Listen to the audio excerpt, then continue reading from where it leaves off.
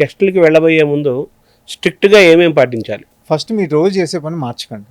రేపు టెస్ట్ చేస్తున్నామని చెప్పి వాళ్ళు రాత్రి ఉపవాసం ఉంటాము, జాగ్రత్తగా తింటాము, రోజు చేసే పనులు చేయకుండా జాగ్రత్తగా తిని పొద్దున్న టెస్ట్ చేసుకోవడం వల్ల మిమ్మల్ని మీరు మోసం చేసుకోవడం తప్పితే ఏం ఉపయోగం ఉండదు. ఫస్ట్. సెకండ్, లాస్ట్ మీల్ తర్వాత కనీసం 10 to 12 hours ఆగాలి ఫాస్టింగ్ శాంపుల్ ఇవ్వాలంటే. రాత్రి అంతా పార్టీ చేసుకుని 1 గంట దాకా పొద్దున్న 7ంటికి ఇస్తే కరెక్ట్గా రాదు. మీరు రోజు ఏం చేస్తున్నారో అదే చేయండి, అప్పటికే తెలిసేది ఏం జరుగుతుంది. అవును, అంతే కదా. అదే కానీ 4 రోజులు జాగ్రత్తగా పస్తులు ఉండి 5వ రోజు చెక్ చేసుకుని డాక్టర్ దగ్గరికి వెళ్దామంటే మిమ్మల్ని మేము మోసం చేసుకోవడం అంటే మాకు ఉపయోగం లేదు కదా. అదే ఏదో దొంగను పట్టుకున్నట్టుగా మనలో జబ్బును మనం పట్టుకోవాలంటే ఎలా ఉన్నాం అలాగే టెస్ట్ చేసుకోవాలి. బిఫోర్ ఫాస్టింగ్, అది తర్వాత ఫుడ్ తీసుకున్న తర్వాత బ్రేక్ఫాస్ట్ చేసినాక 2 hours కానీ, లంచ్ చేసినాక 2 hours కానీ, డిన్నర్ చేసిన 2 hours ఏ టెస్ట్ అయినా చేసుకోవచ్చు. పోస్ట్ ప్రాండియల్ అంటాం. ఏ మీల్ తర్వాత అయినా 2 hours తర్వాత తీసుకోవాలన్నమాట. సో ఈ టెస్టులు చేయించుకుని దాంట్లో అబ్నార్మల్ ఉంటే దగ్గరలో ఉన్న ఫిజిషియన్ కానీ ఎండోక్రైనాలజిస్ట్ కానీ కలిసి దానికి తగ్గట్టు మందులు అవసరమా, ఫస్ట్ ఇనిషియల్గా లైఫ్ స్టైల్ మాడిఫికేషన్ చేస్తామా, మీరు ఎంత సీరియస్గా ఉన్నారు అనేది కూడా ఇంపార్టెంట్. సో ఫుడ్ యొక్క పాత్ర కూడా ప్రధానంగా ఉంది కదా ఇందులో. 80% ఫుడ్డే అండి. ఇప్పుడు వెయిట్ లాస్ కావాలన్నా 80% ఫుడ్డే, 20% ఎక్సర్సైజ్. అదే ఎక్సర్సైజ్ ఎందుకు హెల్ప్ చేస్తుంది? మీ ఫిట్నెస్ పెంచడానికి, మీ షుగర్ కంట్రోల్ కొంత పని చేస్తుంది, వెయిట్ లాస్ కొంత పని చేస్తుంది. కాబట్టి నోట్లో ఏం పెట్టుకునే దాన్ని బట్టి మనకి వెయిట్ కానీ షుగర్ కానీ మేనేజ్ అవుతుంది. మనం తినేదే ఇంపార్టెంట్. సో ఒకప్పుడు మనం పల్లెటూరుల్లో కూడా నిన్న మొన్నటి వరకు, అంటే పల్లెటూరులు అంటే 40 ఏళ్ల క్రితం అని అనుకుందాం, మామూలుగా పొద్దున్నే గంజి తినేవాళ్ళు. అది దానివల్ల షుగర్ లెవెల్స్ బాగా మెయింటైన్ అవుతాయండి. అది ఎవరికి ఇచ్చేవాళ్ళు? పొలంకి వెళ్ళే వాళ్ళు తాగేవాళ్ళు.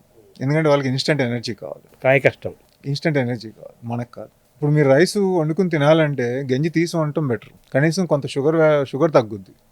మనకి రైస్ కుక్కర్లు మామూలు కుక్కర్లు వచ్చినాక గంజి కూడా మనమే తింటున్నాం. ఇదివరకు బట్టలు తిని గంజి పెట్టేవాళ్ళు కదా, ఇప్పుడు ఆ గంజి మనమే తింటున్నాం. సో మేజర్ స్టార్చ్ షుగర్ దాంట్లో ఉంటుంది. సో అది కూడా మనం తినడం వల్ల ఇంకొంచెం క్యాలరీస్ కార్బోహైడ్రేట్స్ ఎక్కువ అవుతున్నాయి. దానివల్ల పాతకాలంలాగా వండుకుని గంజి తీసేసి తినండి, 50% మీకు వాల్యూస్ తగ్గుతాయి. షుగర్ రాకుండా ఉండడానికి కూడా ఉపయోగపడుతుంది. అది షుగర్ రాకుండా ఉంటానికి కూడా గంజి లేకుండా తినమని చెప్తున్నాను నేను. షుగర్ లేని వాళ్ళు కూడా రైస్ పాత పద్ధతిలో తినండి, మీకు సడన్ రైజ్ ఆఫ్ షుగర్ ఉండదు. సో ఉట్టి రైస్ అయితే తినం కదా, పప్పు తింటాము, లేదా ప్రోటీన్ ఏదో యాడ్ చేస్తాం కదా, అది కూడా కొంచెం షుగర్ తొందరగా పెరగకుండా ఉండడానికి హెల్ప్ చేస్తుంది. సో గంజి తీసి తింటమే మంచిదండి. ఇంకో పద్ధతి కూడా ఉంది రైస్ తినడానికి. వండేసి గంజి తీసి వండేసి 24 hours ఫ్రిడ్జ్లో పడేసేయండి, తర్వాత 24 hours వెయిట్ చేసుకుని తినండి, అప్పుడు ఇంకా షుగర్ పెరగదు. అంటే సద్దన్నం కాన్సెప్ట్ ఒకటి ఉండేది కదా అప్పుడు మనకు, సంథింగ్ సిమిలర్ టు సద్దన్నం. అంటే ఫ్రోజ్ చేయమంటాం, అప్పుడు కుండలో పెట్టారు, అది కూడా చల్లగానే ఉండేది. సద్దన్నంలో ఏమవుద్ది, స్టార్చ్ రెసిస్టెంట్ స్టార్చ్ అవుద్ది, నార్మల్ స్టార్చ్. ఆ రెసిస్టెంట్ స్టార్చ్ అవ్వడం వల్ల మనకి ఫుల్నెస్ తొందరగా వస్తుంది, కాన్స్టిపేషన్ ఉండదు, షుగర్ ఎందుకు పెరగదు. చిన్న చిన్న లైఫ్ స్టైల్ మాడిఫికేషన్ చాలా చేంజెస్ వస్తాయి. కాబట్టి దాన్ని పట్టించుకోకుండా మనము అన్ని ఫాస్ట్ కాంప్లికేటెడ్ ఇష్యూస్లో ముందుకెళ్తున్నాం. తొందరగా తగ్గాలి లేకపోతే ఫాస్ట్గా తగ్గాలి, ఇవన్నీ మన వల్ల కాదు, 4 మందులు ఇవ్వండి మేము వేసుకుంటాం అనే పద్ధతి మంచిది కాదు. ఇప్పుడు కొత్తగా లేటెస్ట్ ఇంజక్షన్ వచ్చాయి కదా, డయాబెటిక్ కంట్రోల్ ఇంజక్షన్. అదే బేసిక్గా ఇంజెక్షన్స్ మొదలైన డయాబెటీస్ కంట్రోల్కి. దాని side effect weight loss.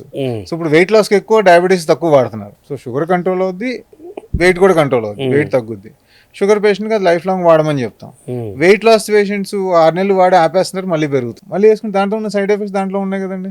Vomitings రావచ్చు, ప్యాంక్రియాటిస్ రావచ్చు, కొంతమంది కళ్ళు పోతున్నాయి. సో ఇవన్నీ ఉంటాయి, ఎఫెక్ట్ అవుతాయి.